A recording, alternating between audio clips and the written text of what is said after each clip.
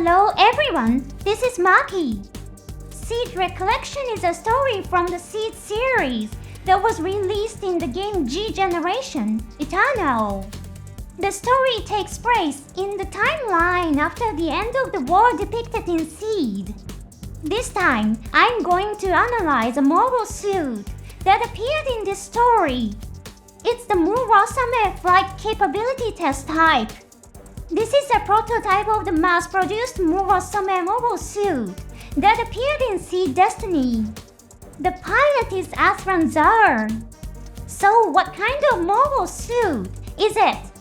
Let's dive into the charm of the powerful Murasame flight capability test type. September 27th, Cosmic Era 71. The war between the Earth Alliance and the Zaft had reached a tentative conclusion. However, sparks of conflict still lingered throughout the world. The warship Eternal and the Archangel each began operations to prepare for threats in space and on Earth. Athrun went to Earth with Recollection at her. A temporary provisional government was formed on Orb. This was a necessary measure as all previous leaders, including Uzumi, had died in battle. By this time, Orb was under the control of the Earth Alliance. The provisional government of Orb began to operate under the protection of the Atlantic Federation, a member of the Earth Alliance. Athrun and Recollection had begun to work toward peace, but the threat of war soon resurfaced. Lars brought word that the Zal faction of the Zaft, opposed to ending the war, had descended to Earth. There was also information that they were in possession of nuclear missiles. Near the end of the war between the Earth Alliance and Zaft, Colonel William Sutherland, who had close ties to Blue Cosmos, was killed in battle when the Agamemnon-class Doolittle was destroyed. However, the Doolittle wasn't completely destroyed, and the nuclear missiles it carried were left intact. The Zal faction retrieved these nuclear missiles and headed for Earth. Upon receiving this information, Athrun sprang into action to prevent their use. And so Recollection entrusted Athrun with a new mobile suit to fight in this mission. This mobile suit is the Murasame flight capability test type. As its name suggests, the Murasame flight capability test type is a prototype of the Murasame that will later appear in Seed Destiny. One of its distinguishing features is its all-white paint scheme. Another major difference from the officially adopted Murasame is the absence of a component called the stabilizer on its back. It also lacks the high-energy beam cannon that would normally be mounted on the stabilizer. There is a setting that describes the Murasame's flight capability test type as powerful but difficult to operate, meaning only its pilots can realize its full potential. From this perspective, the stabilizer adopted in the production Murasame can be interpreted as a pod that increases weight but improves stability. By adding more armament, it could also help extend combat time for pilots who don't have ace-level shooting accuracy. The wing design also differs from that of the production Murasame. The production model uses forward-swept wings. Meanwhile, the flight capability test type has swept-back wings. In the era of Seed Freedom, the officially adopted Murasame uses swept-back wings. This could mean that advances in technology have made swept-back wings easier for average pilots to control. However, there is one point that raises a bit of curiosity. I'm not an expert on fighter jet wings, but I often hear that swept-back wings are easier to control than forward-swept wings. Why the officially adopted Murasame uses forward-swept wings instead of swept-back wings remains unknown for now. The basic principle of Orb's traditional combat doctrine was defensive-only warfare. This reflected Earth's national philosophy: do not invade other lands, do not tolerate invasion by others, and do not intervene in other nations' conflicts. However, after being defeated by the Earth Alliance invasion, Orb was forced to revise this strategy. This new approach was called the active defense. Instead of intercepting enemies after they had already landed, the new doctrine focused on defeating invading forces at sea before they could make landfall. This strategy is clearly seen in Sea Destiny, where Murasame units intercept the approaching severe Gundam as it approaches Orb's airspace. In order to implement this new strategy, cooperation between carriers and their onboard forces specialized in naval combat became essential. The Murasame was developed as a mobile suit to support this doctrine. In addition to various design proposals on paper, a few actual test units were built. One of them was the flight capability test type. Since one of the goals was to search for the missing Zero faction, the long-range flight capabilities of the Murasame seemed to make it the ideal unit to give to Athrun. Because it was a test unit, the Murasame flight capability test type was designed so that its wings and other components could be replaced. However, in G-Generation Eternal, we don't see any variations equipped with different engines. Interestingly, the wing design and missile pod shape are similar to the Zaft mobile suit Baby. So far, there is no official setting that states a technical connection between the Baby and the Murasame flight capability test type. However, there is some information that might provide a clue. In fact, Orb was involved in the development of the prototype of the Savior Gundam, known as Proto-Savior. Since Zaft is a space-based military, the development of a mobile suit capable of flying in gravity environments risked being interpreted internationally as a plan to invade Earth. That's why Zaft had to work in secret and enlist Orb's help to develop a gravity-flying mobile suit. After gathering enough data with the Proto-Savior, Zaft went on to complete the Savior Gundam. Zaft had access to Murasame's operational data, and Bobby is one of Zaft's airborne mobile suits. It was completed and used in battle in a remarkably short time after the war began. Could it be that the Zero faction uprising was part of a deeper conspiracy orchestrated by Gilbert Duano? Through this incident, Athrun realized how deeply Patrick Zoro's ideologies to influence the soldiers of Zaft. Chairman Duano offered guidance to Athrun, who was troubled by his identity as Patrick Zoro's son and successfully brought Athrun into his fold as part of his forces.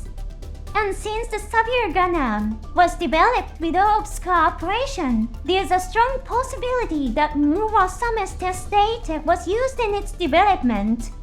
Bobby played an active role in Operation Angel Dawn, cornering the Freedom Gundam and the battleship Archangel. The truth remains unknown. However, it is undeniable that Athrun's use of the Murasame flight capability test type led to a situation that conveniently benefited Duano. Let's take a look at the weapons equipped on the Murasame flight capability test type.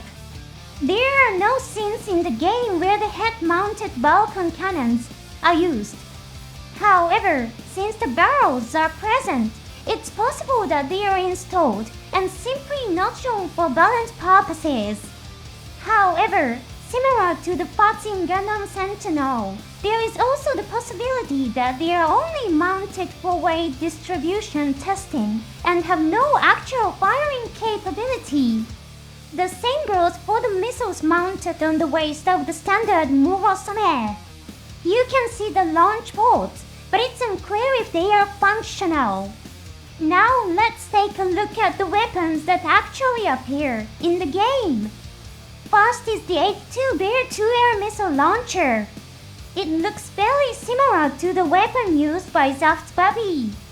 It's a weapon designed for use in mobile armor mode. Next is the Hyukurai beam rifle. This is the same weapon used by the Akatsuki in Seed Destiny. Since the model number is also the same, it seems that Athrun's successful use of it led to it being adopted as is for the Akatsuki. It serves as the primary weapon in mobile suit mode, but appears to be usable in mobile armor mode as well. It also has a mount for the beam saber. Hyaku means 100. Rari refers to thunder. So the name means to fire 100 thunderbolts at the enemy. Then we have the beam saber. It's called the prototype dual blade beam saber. It resembles the beam saber used by the Akatsuki, although the model number is slightly older. It appears that it was later improved and adapted for use with the Akatsuki. Despite being called a double-bladed type, it is only shown in use in the attached form in the game. Finally, we have the beam boomerang. It's called the Kaza-Kiri. Kaza means wind. Kiri means to cut. So the name can be interpreted as cutting through the wind or cutting like the wind. In Seed Destiny, the beam boomerang is described as being controlled by a simplified Dragoon system. However, it's unclear if the beam boomerang in the Murasame flight capability test type also uses a simplified Dragoon system. Around the same time, the Dragoon Strike, which was developed by Tomino, was equipped with a Dragoon system. Given that Orb likely had a cooperative relationship with Tomino, it wouldn't be surprising if Dragoon technology was used in the development of Kaza-Kiri. There's even a possibility that the Murasame flight capability test type contains an homage to the first Gundam. Please note that since there are currently no interviews with the designer available, what I'm about to share is my own personal interpretation. Let's start with the color scheme. In the early planning stages of first Gundam, there was a suggestion to finish it with an all-white color scheme. This idea came from director Yoshiyuki Tomino. Tomino also suggested painting it all silver. He reportedly explained his reasoning to the staff by referring to real fighter jets. He cited examples of jets painted silver to reflect the natural color of the alien. Tomino felt that it didn't make sense for a prototype machine to be meticulously painted. However, after discussions with the sponsors and the rest of the staff, the first Gundam was completed with a bright color scheme. The all-white or silver color of the Murasame flight capability test type could be seen as representing the Gundam that Tomino originally wanted to realize. Its ability to transform into a fighter jet-like form is another element that corresponds to Tomino's vision. In the story, Athrun destroys a nuclear missile with a beam saber.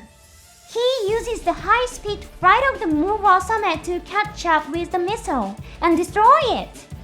It's a perfect scene to show the speed of the Murasame. This scene of destroying a nuclear missile with a beam saber also appears in first Gundam. In this story, Amuro always succeeds in destroying only the warhead at the top of a missile under the pressure that destroying any other part could trigger a nuclear explosion. Athrun succeeds in carrying out the same kind of mission as Amuro. In Seed Recollection, Kiro plays an active role as the pilot of the Dragoon Strike, which is equipped with a Dragoon system.